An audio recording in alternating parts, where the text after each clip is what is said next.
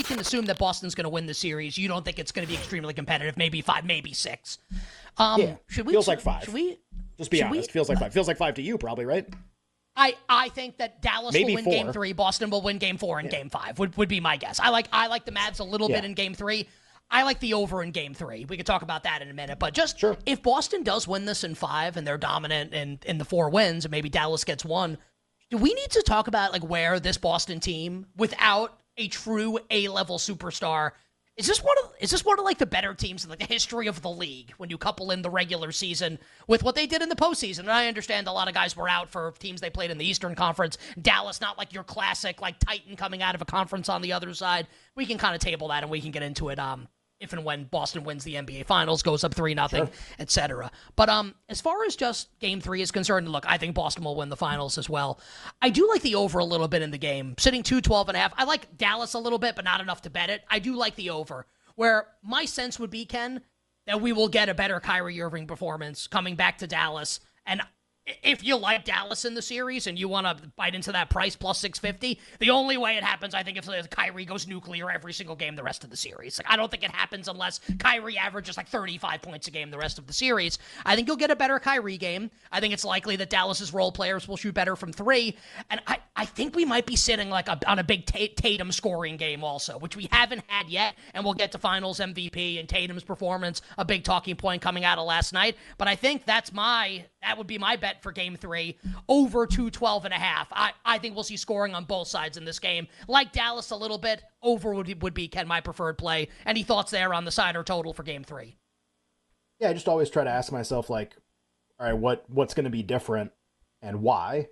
And so, all right, what adjustments maybe are the teams? And these don't have to be deep. These could just be like really surface level things. So, okay, like one possible adjustment. The Mavs, and look, every Tatum apologist was coming out of the woodwork last night being like, no, you don't understand. Like, the defense is geared to stop Tatum. Be like, right, because for like Kobe, Jokic, Giannis, Kawhi, the defense is never geared to stop them. So like Tatum gets this big excuse for why he plays. Like this whole conversation is asinine, by the way. He's just not that good, and they're so freaking good. Can we all just agree on that they're just awesome, but he's just not that good? It's cool. It's like, okay. It's okay that he's like the 13th best player in the league. Yeah, and it's not okay. that good means he's just not like Giannis. Like, he's still awesome. He's like, well, he's not Giannis. He's not like the guys who win the titles. That's what I mean when I say that. He's not like the guys who always win the titles. Like, they're trying to win. I tried to describe this to somebody one time, like about a month ago. I was talking to my brother, actually. Like, I flew down to South Carolina. We were like talking like for like 10 minutes, and he goes, he doesn't like sports very much. And I was trying to explain like Denver hadn't been eliminated yet. And I go, look, the Celtics can win, but they're kind of trying to win by like breaking basketball history. And he goes like, well, what do you mean? And I go, well, they're trying to win by they're building a team that's so balanced and so talented at every position that it can overcome the fact that their best player isn't very good. And I go, and I think they might have done it. That's the scary part. Like, they might have actually designed a team where it doesn't matter that Tatum's just okay. And that's true. Like, they're awesome despite the fact that he can do that and they can still win. And he can do 17 other games that he's had in this postseason. And it's people be like, well, he almost had a triple. I mean, do you remember the Jokic games from he was like 47, 28, and 12? Like, this is what you're being compared to. You're not being compared to like the third team all NBA guy from a couple of years ago. Like, that's not what the comparison is. You're about to be the best player on the team that's going to win the title. We're going to compare you to the other best players on teams to win the title. We're going to compare you to Shaq. We're going to compare you to Tim Duncan. We're going to compare to Giannis, Jokic. You're not as good as them. It's okay. Like, that's totally cool. Like, this team is unbelievable. It's not even a slight to the team. That's the most important thing. They've actually won despite this. They're gonna win, maybe in a sweep, despite the fact that he's this. You know how impressive that is? No other team can do that. Imagine trying to build around Donovan Mitchell to be an NBA title. The Jazz tried that.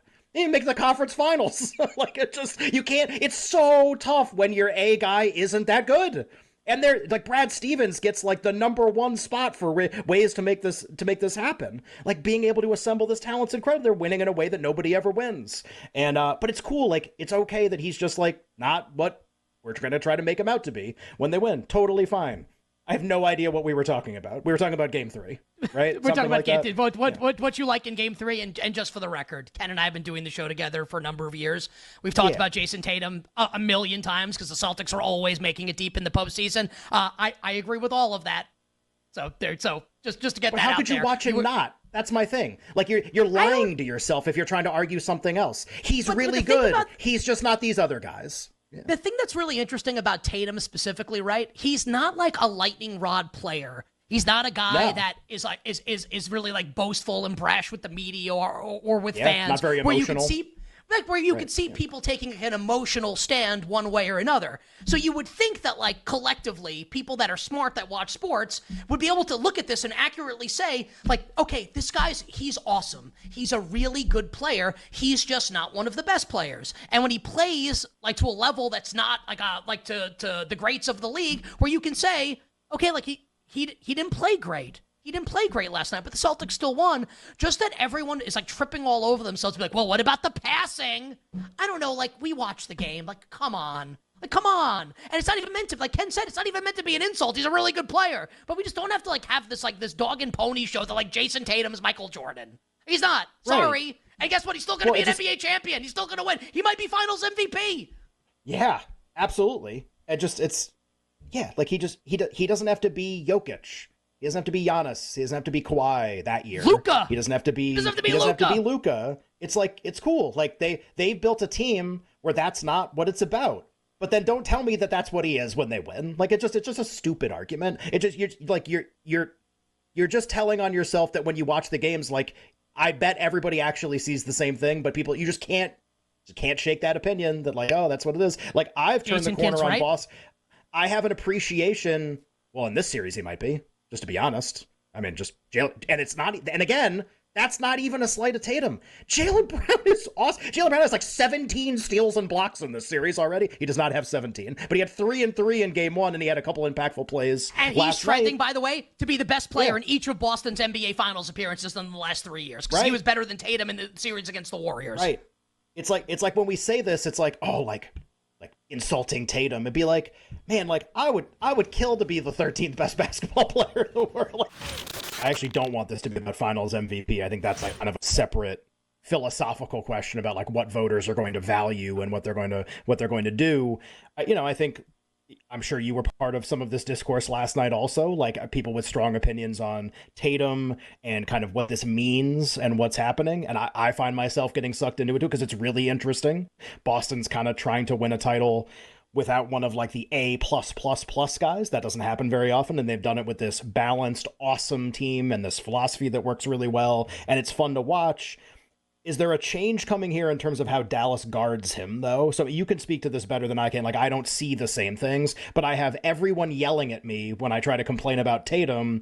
Well, they're just devoting so many resources to stopping him. Like, that's why it looks like that. And I go, cool, he could also not shoot then, would be like a really good way to do it. But like, I understand. Like, do you think Dallas, you said it's the kitchen sink game. Does the kitchen sink game mean let's stop devoting so much to stopping Jayson Tatum and let's do something else? Like with him specifically, how do you feel like the rest of the series plays out? So they're winning his minutes and winning him dominantly because of all the attention that he is drawing. And I'm not a big believer in the idea of like, you get credit for how the defense reacts to you. Like that's their decision. Like you can try and make them do things, but in large part, that's still their decision. And you notice that with Luka Doncic, the Celtics are like, we don't care. We're playing you one-on-one. Nope, don't care. Do whatever you want. We're not changing. With Tatum, I was surprised in game 2. I thought they would rebalance a little bit, and they didn't, which makes me think that game 3 has to be the moment where they do. So probably looking at Drew Holiday unders a little bit there, because that's a big part of this is Tatum is kicking to Holiday, and he's getting late closeouts, pump fake, fly by, and then you have a point guard just unguarded going to the rim, and it's easy for him. So maybe Drew Holiday unders there. I think that there's probably going to be a little bit of a better balance of trying to stop down the other guys and live with Tatum. This gets into more of what Dallas needs, which is a lower offensive output from Boston. So that puts a little bit of value on them. But I will say, like, I thought it was coming last night, and I went back and watched this morning. They're still throwing 4 at him. I mean, he is surrounded on every single play because they cannot trust their perimeter defenders. And that pain tolerance is very difficult for teams to just be like, yeah, you're going to get cooked. It's fine. Jaylen Brown's getting cooked by Luka, getting absolutely roasted. Celtics are like, yep, that's part of the game plan. It's okay. We're going to live with it. We're winning. So I do think that there'll probably be a little bit of a rebalance, but I think it's dangerous when you start trying to anticipate those because Jason Kidd just might not. He just might not make that adjustment. He might be like, no, like we have to shut down Tatum. He's head of the snake. I don't agree with that, but Jason Kidd's the coach of the Mavericks. So I would say that I think it's something to react to if it's happening live, but it's not something to try and anticipate for game 3.